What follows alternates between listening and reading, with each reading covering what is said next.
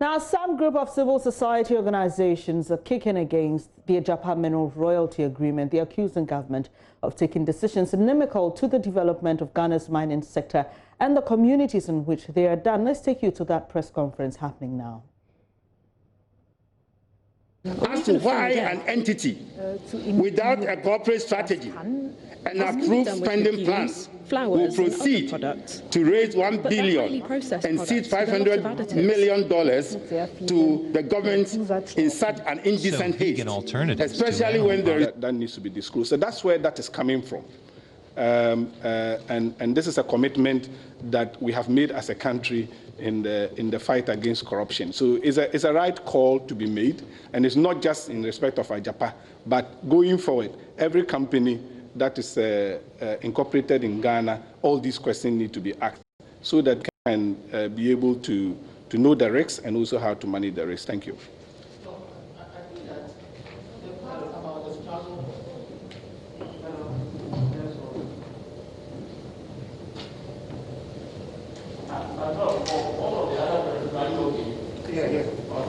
I have a very able team here. No, so I'm asking that the part about the struggle against the Deloitte capture was very emphatic. That's why I'm saying that if there's anything we need to know about it and share more light. So I'll give you more. Let me respond to this quickly.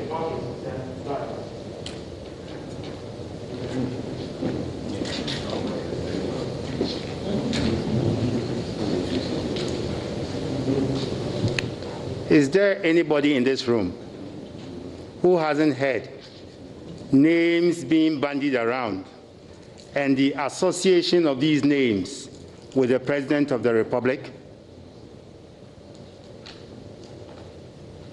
In respect of Agyapa, I have heard. Okay? So we are challenging the government to come out, disclose who are behind this company. And if indeed they are politically exposed persons, people with connection to the president, then it amounts to elite capture. Elite capture in the sense that there are certain people who, by virtue of their position in the republic, their relationship with the powers of state, are able to arrogate to themselves resources that commonly belong to all Ghanaians. For now, we don't want to operate on the basis of speculation.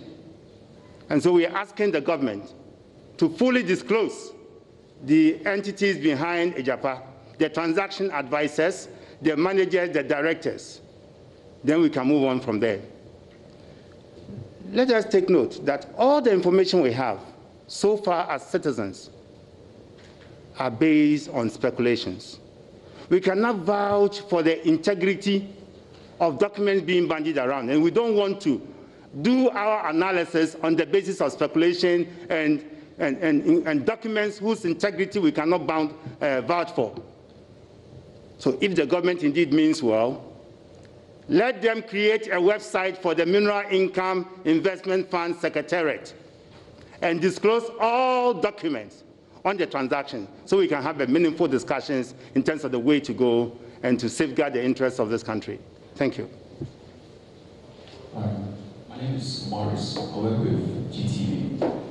If I understand your statement clearly, you are trying to say that you are not particularly against the monetization of our royalties or mineral royalties. But what you are against is the lack of transparency that has been associated with it. Is that the case?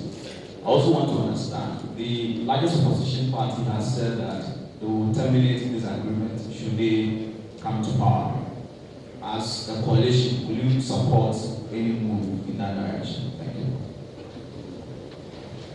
I'll take two more.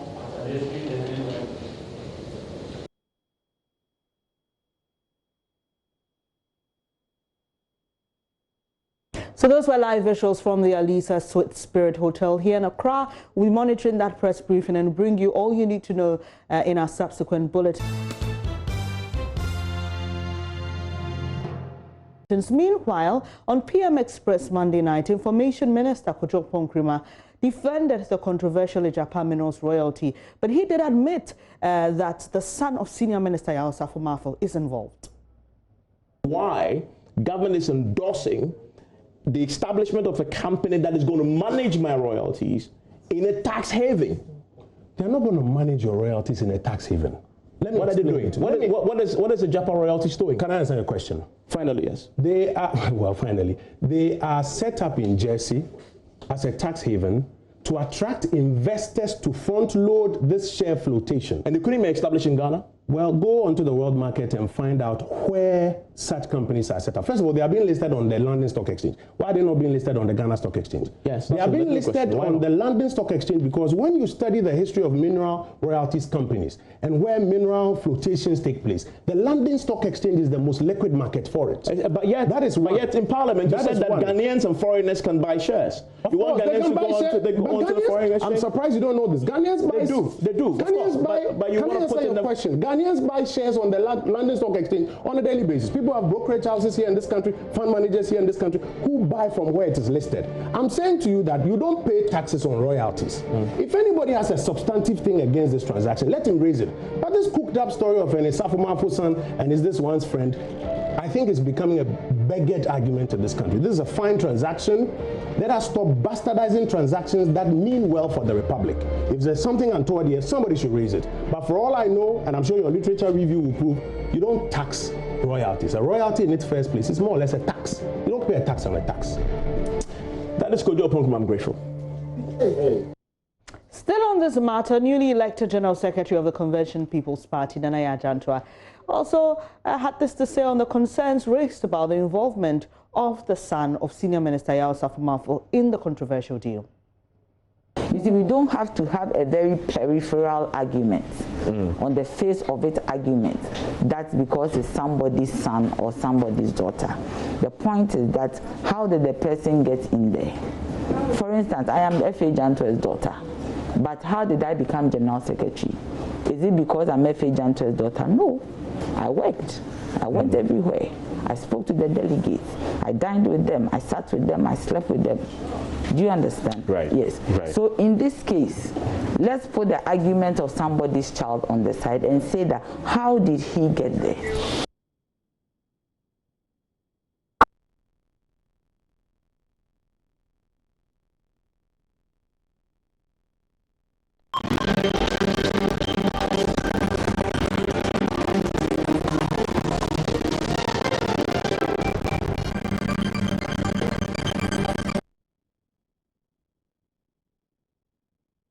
Hello, thank you for staying here on JoyNews Today. Now, as the debate on whether or not to legalize commercial motor transport business wages on, the riders themselves, against the data of thousands of fatalities annually, are welcoming a promise by the flag bearer of the NDC to legalize the trade. The riders who've been speaking to JoyNews' Manuel Kranting say an outright abolishment of the Okada business will affect their livelihoods, though some of them are skeptical about the ability of the former president to fulfill his promise. They want a regularization of the business. President Asama Okano, say because what take conjunction so one ne papa eti conjunction so me say ye dio munim call parliament ye demonstration call parliament me ka me no me go forward e call ya ye di asu koma o mo say ye be so mo legalize na ye ye djuma e bia o mo ti tax free and sema fine ye ko kan no o mo say okay o mo ate yanko na o mo ma mo abasi nde e na obasi o si free so e na o si o ba o be ye e no o ka no mpacho e mo nga kakra because Okada na no anya obia e na feel say o ye Okada duru ba bia nema bi na otimi hu say obi wuram Okada na jimam na odi moto say odi fa obi na onye kakra eto no bottom nti meti say your former president John Mahama say obeling da say Okada me de pa because of this Okada on yes oba asama baba na nye because you some binu wa ye me say ni me on kola 5 me ejuma bia ejuma we na me dia hwe me first one na wo wie SS to see our university first year because of Okada enya Okada ena me ye ya manya half plot kura ma si dan ba ko si so a me ne me yire ne mba wo sika Okada no musa oh say juma bia enam se na obeye no because me say from the beginning me say 20 Ghana every day for 1 year. Oh, see a day obey juma otumi nya sen e magi me ba juma na Yakupon doma mitumi nya 70 100 a day. If you are not careful, you can work at the end of the day, you do cost 90 job. Because if you work a day and police catch you 3 times and take you, if you work a day and police catch you 3 times, despite the fact that you work that day, you not get 50 Ghana and they catch you 3 times. Whether you like it or not, if a police catch your motor, you have to do something before you can go. So that's why I see to it that the business, it seems that we don't have any support. Because we don't have any support, we see to it that they don't value us as human beings in Ghana here. We are also voting. So that is why I just make a point like if they will not legalize it, then they should do something to it. That is why, because I know when they cancel this one, it's going to be a big effective. Because the population in Accra here doing Accra job is not small population. And because of a lot of two things that they are, a lot of people enter into Okada business. Yenya red, who say red in any econo. Yejina traffic light now. Police near Oba, original traffic light or direct traffic light. It is duty to direct traffic light. But over just Dumano, Abache, Motu. Until you do traffic light now. Now, fears be up by home. Until you say, hey, you pass up, police in the chair. So 100 Ghana, 50 Ghana, 70 Ghana. Sometimes Uber and a crown for passing back. Ebia 5 city na wokunokuo na 3 city ana police akoche demand 100 Ghana. Now joining us is the president of the Chartered Institute of Logistics and Transport, Abel Hammond, for us to have a discussion on this. We've heard from the politicians, we've heard from the National Road Safety Authority. What do you think, as an Institute of Logistics and Transport, are we really ready to legalize this, or should we even consider it at all? Thank you very much. Whether we are ready to unban Okada, I think a lot of things will have to be done. First, the law LI 210 bans Okada.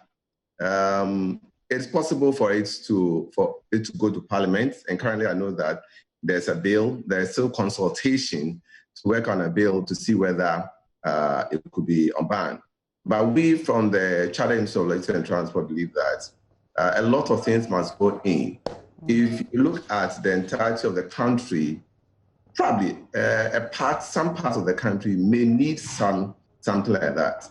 But we are against unbanning Okada, and for which it will be the norm for city transport. Because Ghana has invested a lot in mass transportation. MMT, and then the Ayalolo. So you cannot combine motorbike with such mass transportation in the city. Even in the rural areas, probably one thing that could be done is that in the peripheral communities, it could be looked at. But we in the Chartered Institute of Logistics and Transport believe that we must combine the issue of safety and the issue of political economy. In fact, from science, you realize that Okada is killing a lot of people. But I know that there are different types of sciences. We have the road safety science and we have political science. And for political science, also looked at political economy. And for politicians, they think that it offers livelihood for people. And so they want to go ahead with that. But we must also tread cautiously. Mr. Hammond, you've spoken about the political science and the road safety science, but what about the sociology science? We know people in this country who, but for a motorbike, would have died. But for a motorbike, wouldn't have had their children or their babies in a hospital. That's in that part of the conversation. Yeah, it's true. For example, we have three delays which causes maternal mortality. One is delay in deciding even to go to the hospital. The second delay is getting transportation to serve as a bridge between where you are to the hospital. And in the rural communities, I know that transportation availability is very, very scarce. And so motorcycles are there. But you also want to find out that a pregnant woman, would a motorbike really be the best to carry a pregnant woman? Well, or somebody collapse? Well, better have that than nothing at all, isn't it? Yes, anyway, better have that than nothing at all. But what we are saying is that can a better transport system be provided for the rural transport rather than saying that we want to just go straight to Okada? There might be other forms that are better. If you go to Upper East, you go to the northern regions, they have the tricycles. We have even tricycle ambulances in the Upper East where they used to convey people. In the meantime, political economy will tell us that, okay, fine, let's unban Okada. But I will say that in the long term, that is not where the country should plant ours. Okay. We should plant ours giving some dignity for the people. And in terms of the fact that we can do appropriate technology. You don't need the national ambulance type of vehicle. You need very simple appropriate technology that will convey people from one place to the other. And we are saying that government should be looking into that into the future. Okay. But we should be looking into the future, long-term future with Okada. All right. And for the cities, we should not, what do you call it? Unban Okada. Mr. Hammond, sorry, I just have to come in there. Let me bring in Kwame Tuahene-Kodua. He's head of regulation, inspection and compliance at the National Road Safety Authority. So to you, Mr. Tuahene-Kodua, thank you for joining the program. I'm going to start off my question to you by reading some portion of a post by Mr. Kofi Bentil. He is with Imani Africa. Now, just at the bottom part of his post, he says, if you are not prepared to legalize and properly regulate this important transport and economically viable subsector, then you are not prepared to run a nation like Ghana.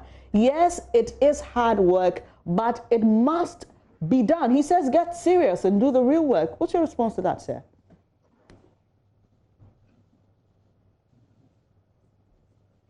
Hello, Mr. Tuahene. Hello, good afternoon. Hi, good afternoon, Mr. Tuahene-Kodua. Please, did you get my question? Yes, I did. Okay. Afternoon to your viewers and also to the president of SILT.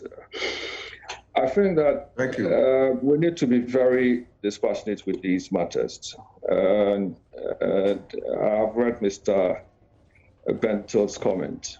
It is not as though in every sector of the world or in every part of the world, motorcycles are used for transport services. That alone should tell you that if you travel around the world, vehicles provide transportation needs.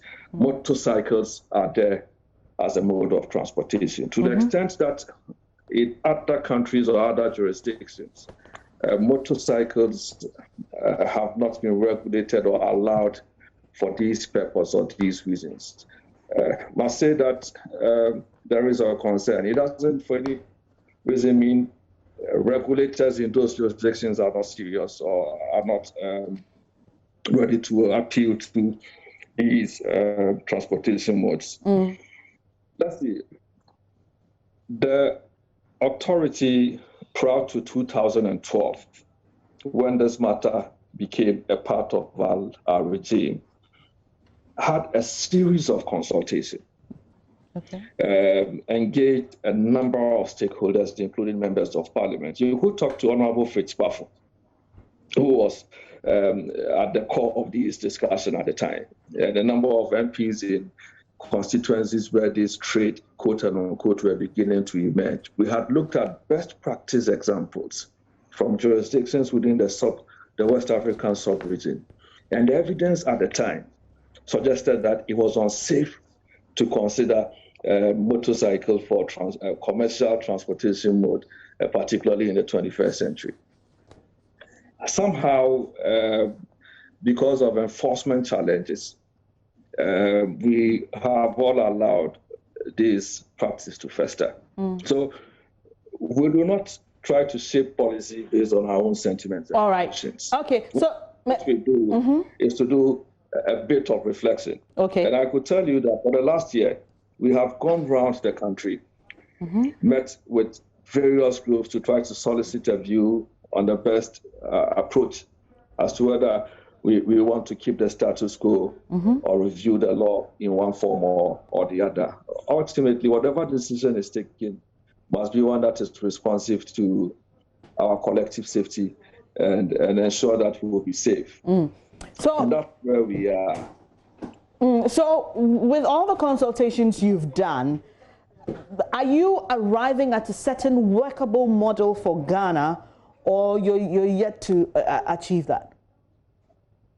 Well, so it is not conclusive yet. In fact, I'm sure you must have heard from the Ghana Medical Association and other allied interest groups, and very intense and strict positions they have taken on these matters because of the experiences they have on a daily basis.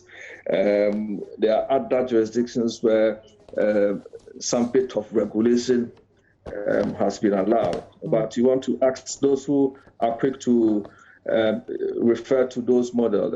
I've heard people talk about the Rwanda model. Yes, Rwanda, some bit of regulation occurs, but are you able to situate the Rwanda context, the Ghanaian context, a level of discipline that you find ordinarily within or among road users in Rwanda? Are you in the same situation as far as our local context is concerned? In Ghana, the insurance industry have told us quite clearly that they are unable to take up that risk. Okay, so let me find out finally, sorry, let me just come in there. So you are head of regulation, inspection and compliance at the National Road Safety Authority. You've done some work, especially in the bit of compliance with relation to the Rwandan example. Are you confident that even if we come up with a certain model or regularize the Okada business, we would have compliance from Ghanaian riders?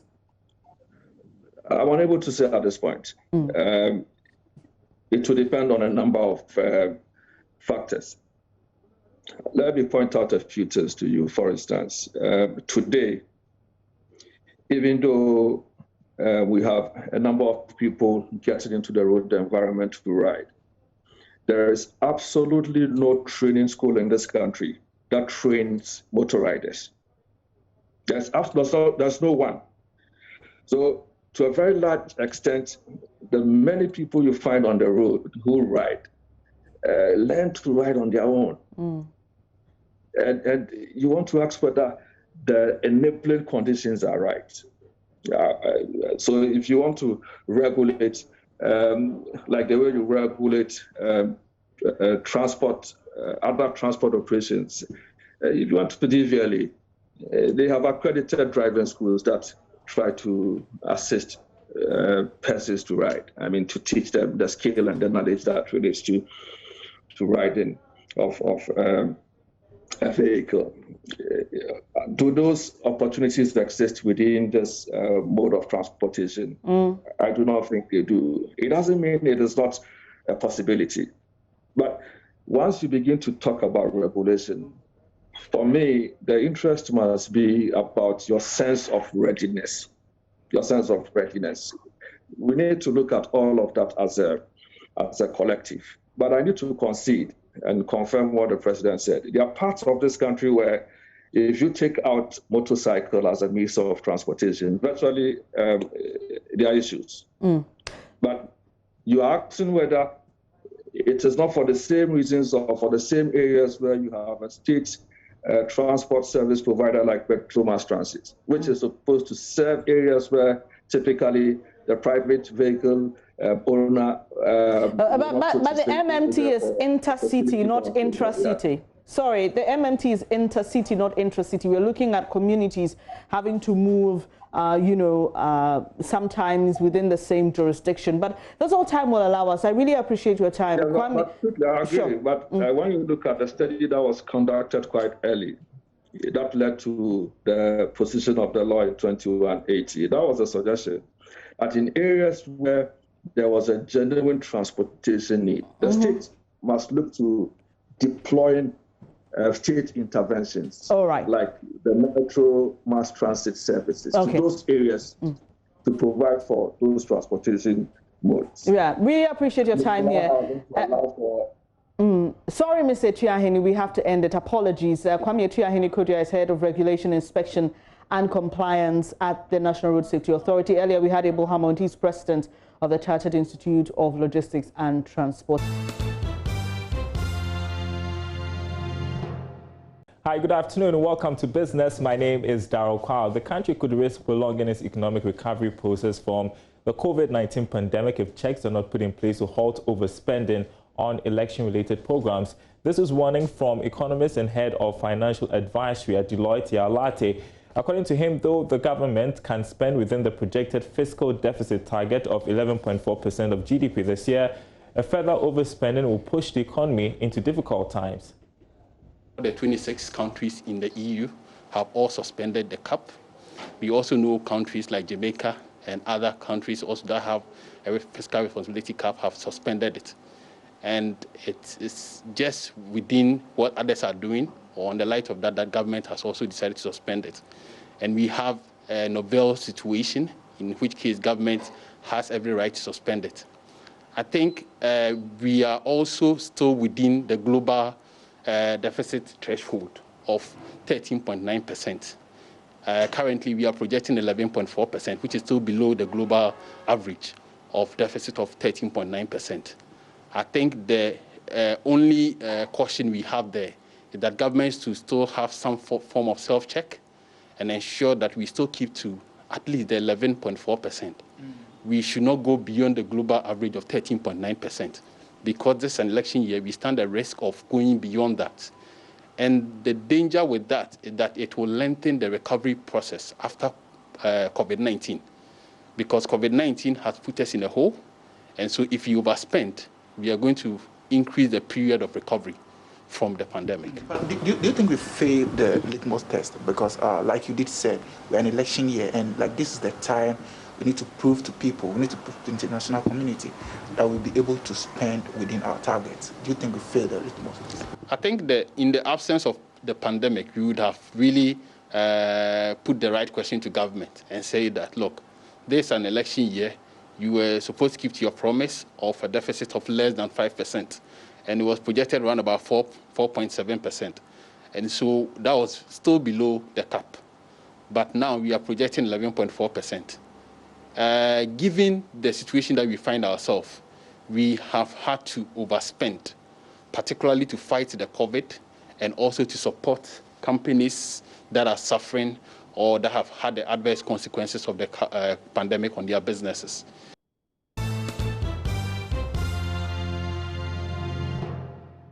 Good afternoon, welcome to Showbiz here on Joy News Today. Now, lawyer for musician Belinda Nanekia Amwa, also known as Mzbels'S, James Abiadu, has noted that no charges have been leveled against his client. Speaking to Joy News, the lawyer says their next action will be determined by the outcome of a scheduled meeting later today at the CID headquarters. She's in good mood. She's in good mood. I've spoken to her this morning. She's been asked to come back to the police at 12 o'clock this afternoon, and hopefully she's going to be there with one of the lawyers. The police have themselves indicated that they didn't even want the lawyers to be there, but out of the abundance of caution, we are asking that a lawyer should go with her. No charges have yet been preferred against her. She was invited. That the complaint has been made, and they are investigating the complaint. They've not done any work on it yet. So it is out of the investigations that probably they will come out with the charges that they want to prefer against it. But for now, there are no charges here. The next line of action is that we are waiting for the for the police to come out with what they think out of the investigations. And then if they think she's committed an offense under our laws and they think that she should be charged, fine. We hopefully are waiting to see what they will do. Then we will also react to appropriately to that particular action that they take. Mzbels'S is reported to have said that Stacey Amwating is HIV positive per information she got from popular prophet Nigel Gacy.